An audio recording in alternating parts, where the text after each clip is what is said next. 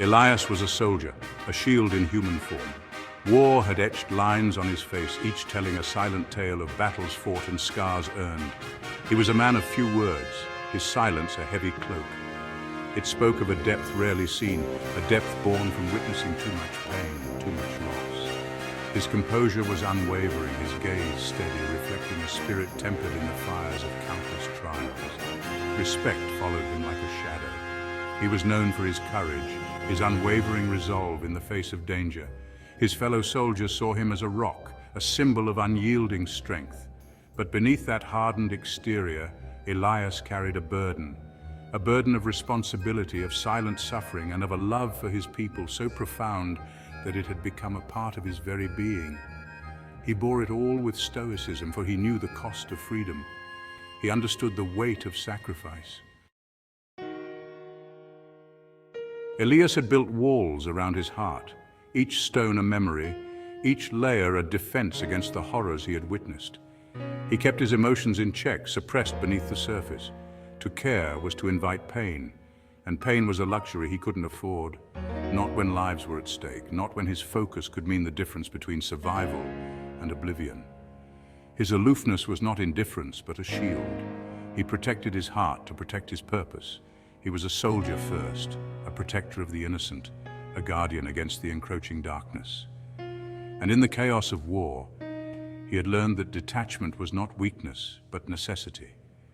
It was the armor that allowed him to function, to make the impossible choices, to face the abyss without succumbing to despair.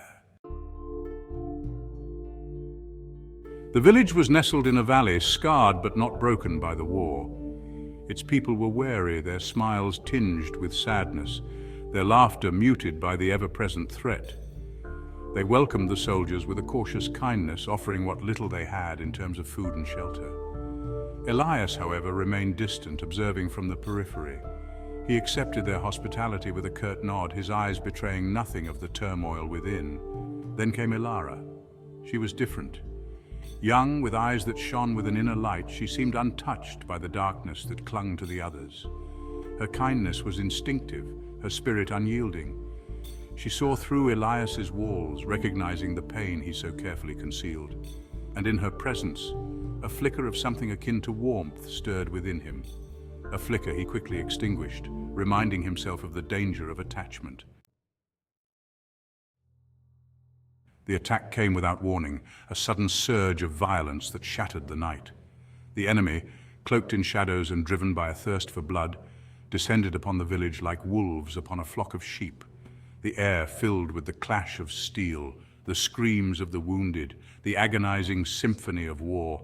Elias, ever vigilant, was the first to react. His senses sharpened, every muscle coiled tight as he drew his sword. He moved with a speed that belied his size, a whirlwind of death and defiance.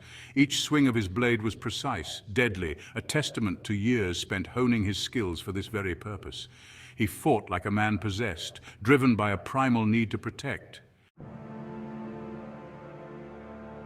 Ilara, caught in the chaos, froze. Terror choked her voice, her eyes wide with fear. She saw the glint of a blade descending towards her, felt the cold breath of death on her skin. But then a figure materialized beside her, a shield against the storm. Elias, his face a mask of grim determination, deflected the blow. He pulled her close, his arm a band of steel around her waist, and led her through the pandemonium. "Don't look back," he growled, his voice deep and resonant, cutting through the cacophony. "Trust me." And Ilara, caught in the whirlwind of his protection, found herself clinging to his words as if they were a lifeline. She didn't understand how, didn't question why, but in that moment of utter vulnerability, she knew with a certainty that defied logic that she was safe. The battle raged on, a maelstrom of violence and despair. But through it all, Elias never faltered. He fought with the ferocity of a cornered animal, his every move calculated, his resolve unshaken. He was a force of nature, an instrument of destruction unleashed upon those who sought to harm the innocent. One by one, the enemy fell, their blood staining the ground a macabre crimson. And when the dust settled and the silence of death replaced the symphony of war, Elias stood amidst the carnage, a solitary figure bathed in the pale moonlight. Whispers of gratitude, of awe followed him as he moved among the survivors, checking for injuries, offering a reassuring hand. But he sought no praise, desired no recognition. His reward was the continued beating of their hearts, the knowledge that he had made a difference. The war, like all wars, eventually ended. The fighting ceased, the armies retreated, leaving behind a trail of destruction and shattered lives.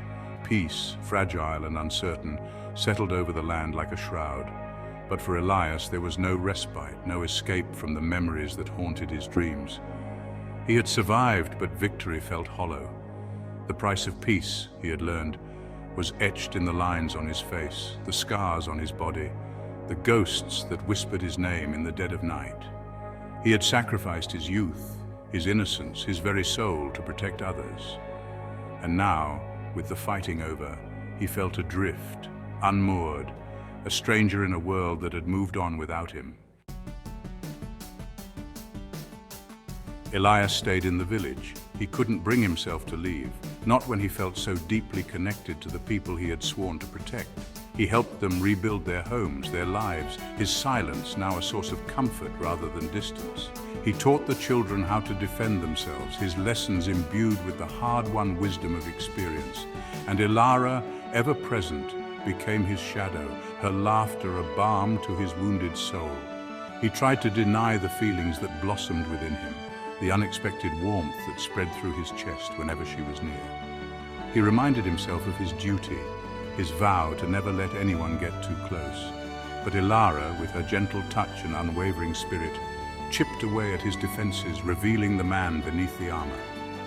A man capable of love, of tenderness, of a depth of feeling he had long thought lost. He found solace in the simplicity of their days, the rhythm of work, the shared meals, the quiet moments spent beneath the starlit sky. He learned to laugh again, to find joy in the small things, to appreciate the fragility of life. And as the seasons turned and the village slowly healed, so too did Elias. The scars remained, a permanent reminder of the battles fought and the sacrifices made, but they no longer defined him. He had found a home, a purpose, a love he had never dared to imagine. He was no longer just a soldier, a weapon forged in the fires of war. He was Elias, protector, friend, and perhaps, just perhaps, something more.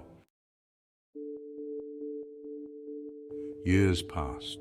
The village thrived, a testament to the resilience of the human spirit. Elias, his hair streaked with silver, watched over it all with a quiet pride. He was a living legend, a symbol of courage and sacrifice. The children listened with wide-eyed wonder to tales of his bravery, their laughter music to his ears. He never spoke of his own pain, never sought recognition for his deeds. His legacy was not one of grand gestures or heroic pronouncements, but of quiet strength, of unwavering dedication, of a love so profound it transcended words. He was the silent guardian, the watchful protector, the embodiment of all that was good and true in a world that often seemed determined to extinguish such light. And so Elias lived out his days among the people he had sworn to protect, his heart finally at peace. The echoes of war still lingered, but they were fainter now, overshadowed by the laughter of children, the warmth of community, the enduring power of love. His was a story whispered on the wind, a testament to the quiet heroism that resides in the hearts of ordinary men and women who rise to meet extraordinary challenges. Elias, the soldier who had once sought solace in silence, had found his voice in the beating hearts of those he loved. His story, though unspoken, would forever be etched in the soul of the village, a timeless reminder that even in the darkest of times, hope, courage, and love can prevail.